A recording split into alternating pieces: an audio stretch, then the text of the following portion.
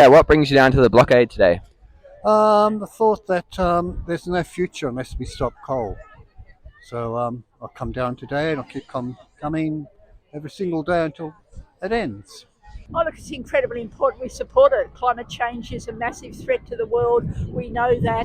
And Newcastle is the world's largest coal port. It's where actually coal mining started in Newcastle in terms of Australian output.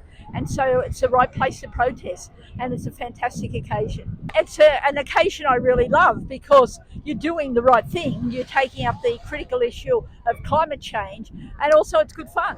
You know, like being out on the water with all those structures, and I have to call them structures, put together with barrels and sort of pipes, and there's even a slippery dip on one of the big ones, so it's just spectacular. Then all the kayaks, and we're actually blocking the world's biggest port, stopping the coal going out on container ships. Because one of the big rackets that goes on with how we assess our emissions is that countries that dig up coal, like Australia, none of the coal that's exported is counted in the emissions that come from Australia. So it's a real con job. It makes it seem as though we're not the big polluter that we really are. So it's another reason why coming to Newcastle is so important. So it's the right cause and it's a good time.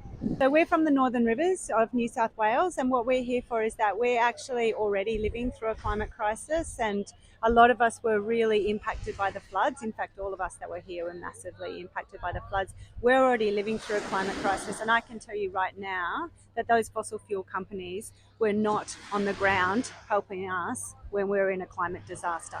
In fact, at the time, the government wasn't even. So get it together, guys. We've got to stop what we're doing. In order to stop the climate crisis, we need people to actually come out and take a risk and do something that's going to actually throw some sand in the machine.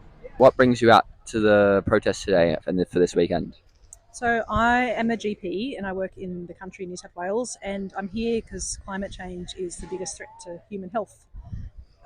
It's basically the biggest threat of our time. And I've already seen the health effects in my community and other communities that I've worked in. So I'm really concerned for future generations and for even what's happening right at the moment. People